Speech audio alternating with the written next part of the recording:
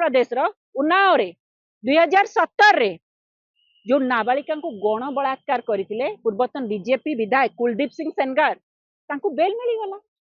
बलात्कारी को जामिन आमर पीड़िता को हम खाकी वर्दी माने रास्तार गोसारी गोसारी करेंगे अपमान।